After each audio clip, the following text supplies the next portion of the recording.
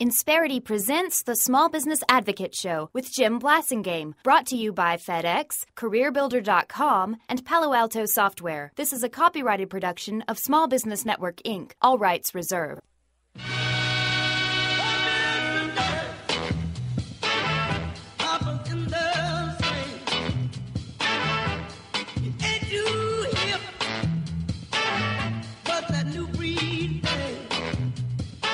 Welcome back.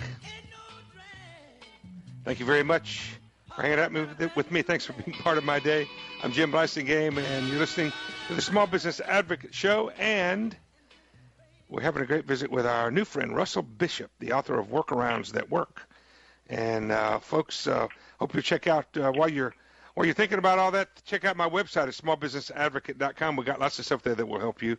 Don't forget to subscribe to my newsletter when you get there, and also take our poll question, which is right on the homepage there, and also all the other things at smallbusinessadvocate.com, including this interview with Russell Bishop, which we will be posting, as you know, and not long after we go off the air, you'll be able to go back and listen to some of the things that Russell has said, especially these three things that we're about to talk about that are from the book, the 1, 2, 3 ways to execute a workaround. Russell, tell us how we can find your book and how we can find you. Well, it hits the brick-and-mortar bookstores next Monday, January 10th, All but right. Amazon released it December 15th, and it's doing pretty well there. You can pick it up in hard copy or in Kindle. All right. Amazon.com. Sounds good. Workarounds That Work by Russell Bishop. And your own website, should we go to Huffington Post, or what about your Bishop and Bishop website? Yeah, the easiest thing to do is just go to my name, russellbishop.com. That All right. Russell has 2 S's and 2 L's, so russellbishop.com. All right, so check that out. Russell, in the previous segment, you gave us a little 1, 2, 3 on this idea of a workaround. What is a workaround? And basically, I described it as, in the military terms, as field expediency. It's what is it? Someone said, life is what happens when you're making plans, or something like that. And your 3 points were: what can you control, what can you influence, and how do you respond? That sounds a little bit like that prayer, give me the strength, Lord, to change Pretty the thing. So what can you control? So the first thing you have to do is just say, okay, what can I actually make? What can I actually influence? I mean, what can I control? I guess I should say. You got to inventory your environment, don't you? Well, it's just huge in that when problems show up, there's an old thing I learned when I was touring Toyota many years ago. They said they were surprised that most Americans, when they encountered a problem, spent the first 20% of their fix trying to fix blame. And the Japanese wanted to try to fix the problem. I hope Toyota was listening to itself. Right. But rather than pointing the finger of blame, the first thing to do is just say, is there anything I can do that will make a difference? And if so, let's get going. And you may solve 70% of the problem right there. And so control, but when you say control, do you mean that literally? In other words, what can I control without having to take a vote or go to committee? Exactly. Okay.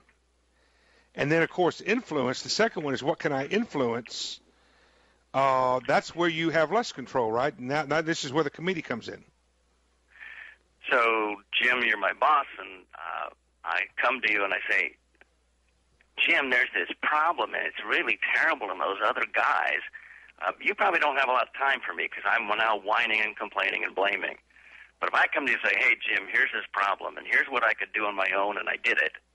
Now here's what I think we could do, but we really need to get some cooperation or some joining of forces here.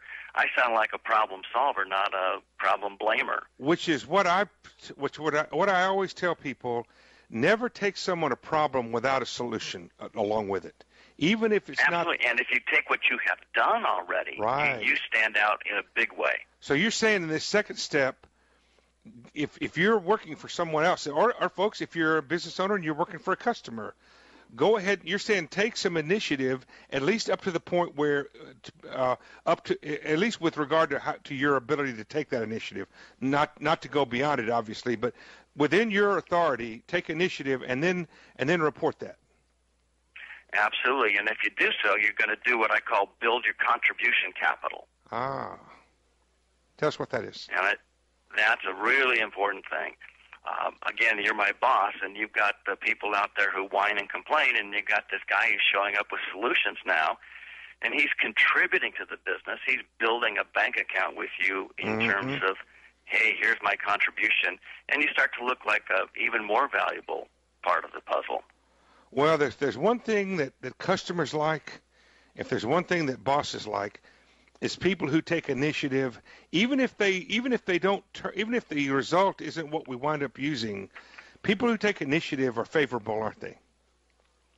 Absolutely, and it's the old story about if something's stuck, get it moving. You can steer something moving a lot easier than something that's just sitting dead in the water. Absolutely, and it also gives us a frame of reference for discussing what we're going to do to wind up with the final result. All right, number 3 is respond. What do we do about that? Well, I think that's where the world is really stuck. This whole control, influence, respond came from an assignment I did with the U.S. Navy years ago, and it was explained to me as how to think about strategy. There's everything that happens to you that you have to respond to, but if you're only going to respond well if you've A, controlled what you can on your own, B, influenced the rest, and now you're lined up and really effectively able to respond, not just react to what's going on in the world. Russell, we have a lot more to talk about. You have a lot more to teach us. Will you come back? Oh, it'll be my ever great pleasure. We've enjoyed this. Thanks for letting us help you launch your book. The book is called Workarounds That Work by Russell Bishop.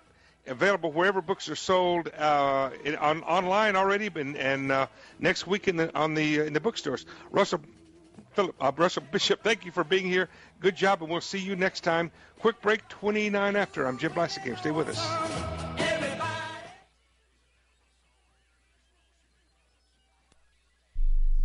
Hey, Andy. Hey. How's the presentation coming along? Oh, it's going to be great.